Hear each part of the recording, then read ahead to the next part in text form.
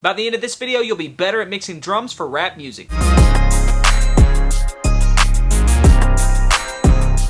What's going on, everybody? My name is TreMade and I'm an audio engineer and music producer, and I'm here to help you level up your music production skills. And today we're going to be talking about how to make your drums stand out and sound professional so that when you take them to the car, when you put them on Spotify, iTunes, Apple Music, or wherever it is, they're hitting like they're supposed to. Make sure you stay to the end of the video. I'm going to be giving away the best tips towards the end. So first off, when we're talking about how to mix your drums for rap music, the first thing is to pick good sounds, and this is called sound selection. Now obviously this is going to vary because it depends on the type of genre that you're working in. If you're working in R&B, it may be different than when you're working on trap music or wherever. But make sure you're picking sounds with the end goal in mind. So if you have an idea, a reference track can help sometimes. If you have a popular song that you're kind of trying to take inspiration from or whatever, listen to that and see what the drums sound like, see what type of sounds they're using. And try to pick sounds that are close and that align with your end goal, because the better the sounds are in the beginning, the better they're going to turn out, and the less work you have to do in the mixing and mastering phase once you get the sounds correct in the beginning.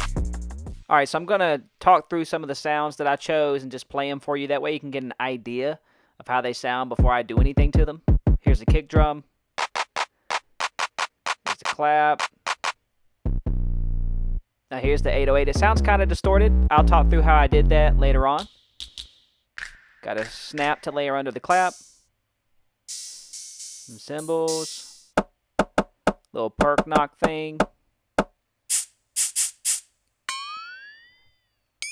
Little cool bell thing. I like that sound.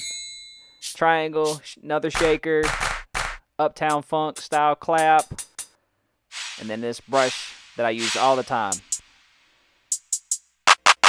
One thing to mention about sound selection, though, is that it's very, very easy to get an analysis paralysis. I don't know about you all, but I have thousands upon thousands of drum samples and samples in general. So I could literally get into this mindset where I'm searching for the perfect sample for forever. Don't do that to yourself. While it's important to have what you want in your mind, make the best decisions that you can. If you can't find the exact perfect sound, then pick something that's closest to what you're looking for and move on. Don't get stuck looking for the perfect sample for too long. The next thing that we need to do, that I like to do personally, is called sound design. Alright, now sound design can help make sounds your own before you go in and you add further effects and processing like plugins. And I do this by using the pre-computed effects section in FL Studio and by clipping the actual sample. Now before I go in and show you guys how to do this, there are a number of ways to add saturation and distortion to your 808s and to your kick drums, which are the main samples that I actually like to do this to. You can do it later via plugins. Let's dive into my computer and show you exactly how I like to clip my samples using the pre-computed effects section in FL Studio. So doing this is really easy. Just head to the pre-computed effects section on the sample, and you see we have this boost knob. It'll tell you how much you're boosting up here. And then we have this clip button as well. Here's without the clip button and without any boost. Let me turn that down. Alright, and then here's with some boost. And now engage the clip. So it definitely changes the sound. Here's without. Here's with. So it adds some upper harmonics to the sound. It helps it cut through in the mix. Makes it hit harder. Now let's take a look at the 808. So I like to zero out the 808. This is what the envelope looks like for me. And what this allows me to do, I usually also hit cut self. That way whenever I'm playing the 808, it cuts off when I release the key. And I do the same thing here. Pre-computed effects. Here's the boost. Alright, let's turn it down or turn it off. That's a good sound, but it's just a different sound. And here's without the boost, which sounds pretty lame. Obviously, it kind of gets lost. Much better. And then way more distorted. Sort of like a TreMade style 808.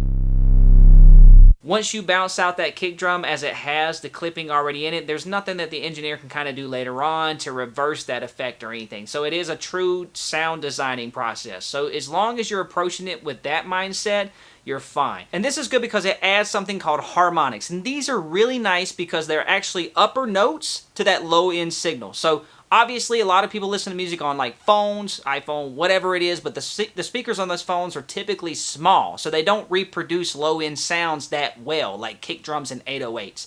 So it's very important for us to add harmonics to the kick drum and the 808 and things like that so that they come through on those small speakers well. All you need to know is that when you're adding harmonics, you're just adding more information to the upper end of the frequency spectrum so that those low-end sounds like the kick drums and 808s and things like that can cut through well on smaller speakers. When you're building out your drum sounds, it's really important to try to add some unique auxiliary sounds in the actual pattern themselves, because those unique auxiliary sounds are going to make your actual drums stand out. There's like a saying in mixing and mastering that if it sounds like dirt before you go and you do anything to it, you're just going to make it sound like a more polished pile of dirt. If you do something that's really good on the front end, on the back end, it's going to sound even better. So for me personally, when I'm mixing my drums, I like to maximize the velocities of my kick drums and my 808s, and sometimes my clap or snares as well. The reason why I do this is that I just want them playing at full intensity before I go in and I mix and master and things like that, especially if I'm going for an R&B or hard-hitting R&B, rap, or hip-hop type track. So that's something you may want to do, and here's exactly how you would go in and maximize the velocity in FL Studio. And every DAW has its own unique way to do this, but that may be something that helps your sound as well. Alright, so just go to the channel rack or the sequencer and come up here to this little, like these little levels, and then hit Command and click on any of these here, and you can just drag them all up and down at once, which is super helpful. You may want to maximize the velocity. I do it on my kick drums, on my 808s, sometimes on my claps and stuff like that, just to make sure that they're, playing at full velocity and that they're hitting hard if that's what I'm going for. Now that we've picked some amazing sounds and we've committed to them and everything is sounding great, the next step is that we want to make sure that we're leaving enough headroom before we go into the mixing stage. And the reason why is because when we go in and start adding these plugins like EQ and compression and whatever else we're going to add, we don't want to be clipping the plugins. In FL Studio, there are multiple ways to control the volume of your samples before you actually route it to the mixer. Go into the individual channels and make sure that you're giving yourself enough headroom. I like to leave 6 dB. In Pro Tools, you would call this gain. Alright, so I'm just going to go through and turn each one of these samples down so that they're not going into the mixer too loud, because if they are, we'll clip the plugins. And this is going to take a while, so I'm going to go ahead and speed this up. But I'm going to try to turn everything down, maybe to where it's like half volume. That should give us enough headroom. And here's what it sounds like.